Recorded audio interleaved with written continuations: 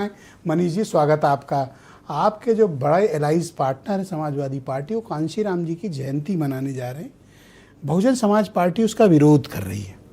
Congress party क्या opinion रखती है कि कांशीराम जी किसी खास पार्टी से ताल्लुक़ रखते थे, किसी चुनाव निशान से ताल्लुक़ रखते थे, या वो सबके थे? देखिए, आज़ाद भारत में डॉक्टर बाबा साहब भीमराव अम्बेडकर के बाद अगर सामाजिक न्याय की सबसे बड़ी क्रांति किसी ने रखी तो मान्यवर काशीराम साहब ने रखी थी। उस बात से किसी को इनकार नहीं कर सकता है।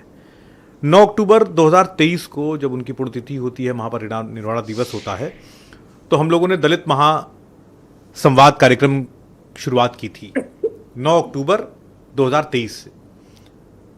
ये पहली बात है। दूसरी बात यह है कि हम हमेशा इस बात के पक्षधर रहे कि जो समाज के बड़े लोग हैं वो किसी एक पार्टी या किसी एक जाति या किसी एक धर्म के नहीं होते।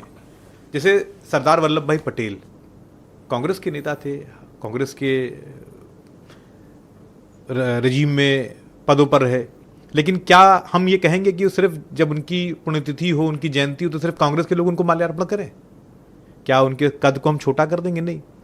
जो चाहेगा, इस देश के हर आदमी का हक सरदार वल्लभ भाई पटेल पर है, तो उसी तरीके से काशीराम जी पर सबका हक है।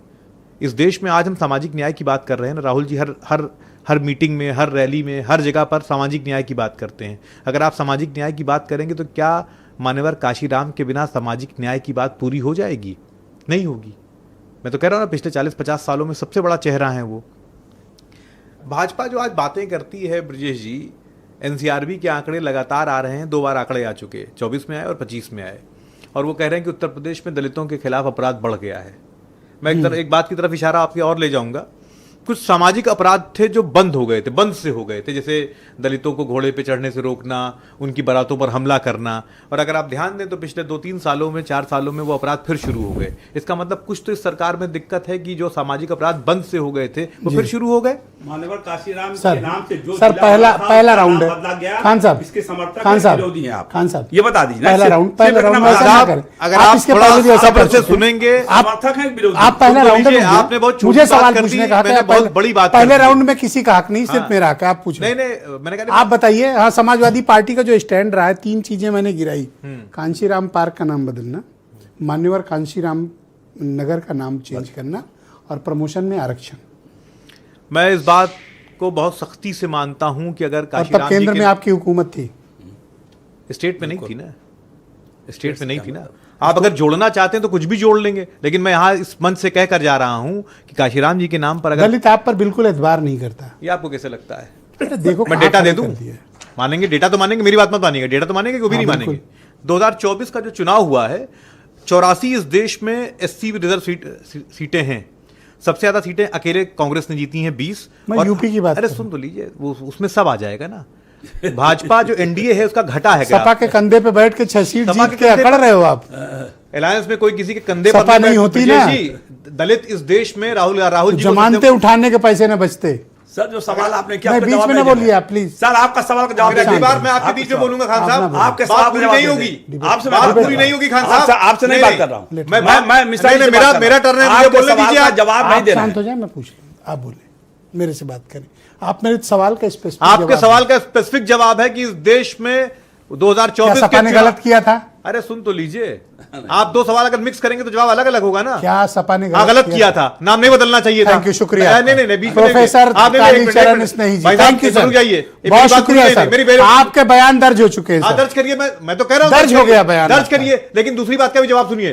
अगर आपने सवाल उठाया है और मुझे बुलाया जवाब देने के लिए, तो मेरा जवाब तो सुनिए। जिस पार्टी के कंधे पे बैठ के 6 सीटें आपका स्टेटमेंट से मैं सख्त एतराज करता हूं, मैं सख्त एतराज करता हूं। कोई किसी के कंधे पर नहीं बैठता, और मैं इस बात को चैलेंज से कहता हूं। नाहक गुस्सा कर रहे हो। जो आप गलत सवाल करेंगे, कोई नहीं चीखा, मैंने एक से एक सवाल किए। भाई सवाल इस बात का है कि लश्कर सिंह सीखे ना राजपाल का, तो लश्कर भी तुम्हारा है, सरदार भी तुम्हारा है, तुम झूठ को सच लिख दो, अखबार भी तुम्हारा है। भाई ये 3 लोग आप यहां पर बैठकर सवाल भी खुद कर रहे हैं और जवाब भी खुद दे रहे हैं। आप कह रहे हैं कि एससी, मैं कह रहा हूं कि 2024 के चुनाव में राहुल गांधी जी इस देश में सबसे बड़ा चेहरा भरोसा करे कोई? भाई आप मत करिए, जनता कर रही है। आप पर आपके नहीं भरोसा करने है। ना करने से नहीं है, जनता कर रही है। आंकड़े इस बात के गवाह हैं कि 2024 तो आपको चाहिए था कि 2024 में immediate दलितों आपको- ने राहुल गांधी जी को सबसे एक बड़ा सेकंड चेहरा रुकिए। माना था, एक और सेकंड, कोई किसी सवाल के कर कंधे पे सवार नहीं होता है, सब साथ में बहुत बुरी गठबंधन लग हो गई जाए। ये बात, यही बात बुरी लग गई इनको। बिल्कुल बुरी लगी है। अगर आपने बिल्कुल बुरी लगी, दलितों आपने के गलत बात प्रति- की है तो बुरी लगी आपने है। अगर आपके भीतर दलितों के प्रति कोई भी चेतना और सहानुभूति होती, हाँ। फौरन राजपाल कश्यप से मुखातिब होते और इनसे कहते कि सुनो वो काम आपने गलत किया था। तो मैंने तो कहा भी गलत किया फिर है। से बोलो। और आप सुनिए मेरी बात, बोलो आप उनको। दलितों की सहानुभूति की बात कर रहे हैं ना। हरिओम वाल्मीकि की मॉब लिंचिंग हुई, उनके घर प्रोफेसर कौन गए? अरे, कालीचरण बोल लीजिए। इसमें ही